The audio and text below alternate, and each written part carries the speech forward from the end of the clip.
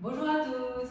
Une petite vidéo aujourd'hui pour vous expliquer ce qu'est l'hypnose ericksonienne et à qui s'adresse-t-elle. Donc l'hypnose ericksonienne, c'est en fait une thérapie brève.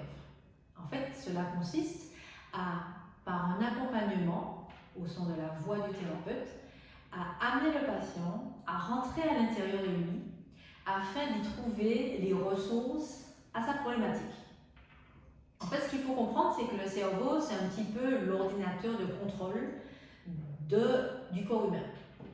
Donc, notre ordinateur va contrôler nos gestes, nos émotions, nos réactions dans certaines situations, etc.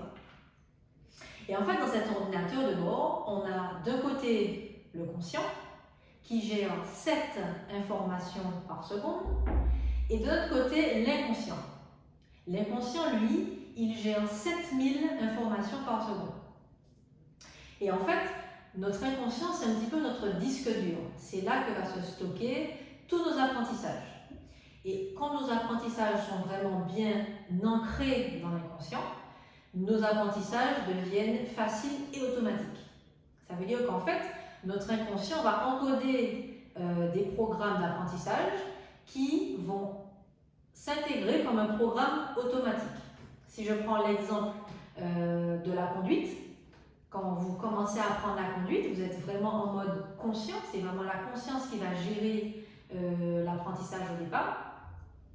Et quand vous êtes en mode conscient, eh bien vous avez l'impression d'être très concentré. Vous allez regarder vos rétroviseurs, comment je passe les vitesses, la synchronisation entre appuyer sur l'embrayage en même temps qu'on change les vitesses, etc. Et donc à cet instant précis, on est vraiment dans la conscience. Et à force de répéter, le programme conduite automobile va s'inscrire dans la partie inconsciente.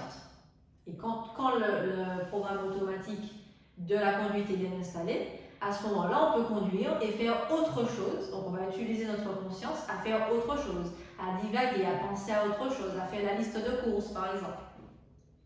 Donc voilà un petit peu comment au niveau de notre ordinateur tout cela est géré. Et donc l'hypnose, on va s'adresser à l'inconscient. Ça veut dire qu'on va aller au niveau des programmes, peut-être désinstaller ou débloquer certains programmes qui peut-être peuvent nous gêner dans notre vie consciente.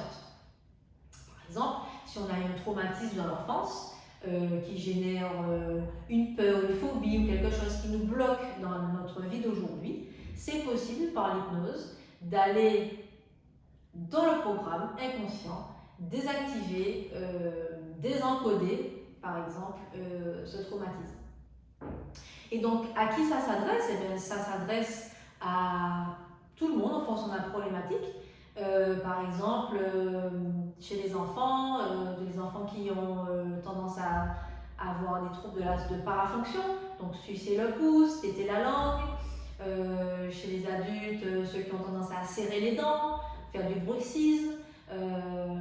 Donc en fait, c'est-à-dire que quand on serre les dents, par exemple dans le cas du bruxisme, on est vraiment sur une réaction inconsciente.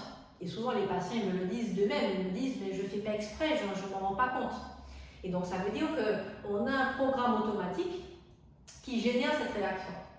Et donc voilà, donc l'hypnose, on va vraiment chercher par un accompagnement. Donc l'hypnose ericksonienne se passe en position assise. Donc le thérapeute est assis à 45 degrés à côté de son patient.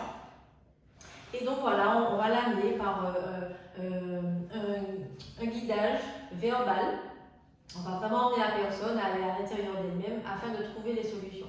Alors la question qu'on pourrait se poser, oui, ben moi je ne suis pas sûre d'avoir les solutions en moi. En fait, si, on les a tous, on les a toutes. En fait, ce qui se passe, c'est que l'inconscient, il agit toujours en notre faveur. Donc l'idée, c'est qu'il ne va jamais faire quelque chose qui va nous desservir. Donc quand on va chercher la solution, en fait l'inconscient, avec ses 7000 informations secondes, il va réagencer un petit peu le logiciel pour optimiser un petit peu l'objectif qu'on veut atteindre. Si c'est par exemple une peur de s'exprimer face à un public, eh bien grâce à l'hypnose, on peut rentrer dans le logiciel et puis créer programme de ce qu'on a envie de vivre à cet instant précis. Quand je suis face à un public, si je suis prise de palpitations par exemple, eh bien, grâce à l'hypnose, je vais pouvoir désencoder ce symptôme et en mettre un autre.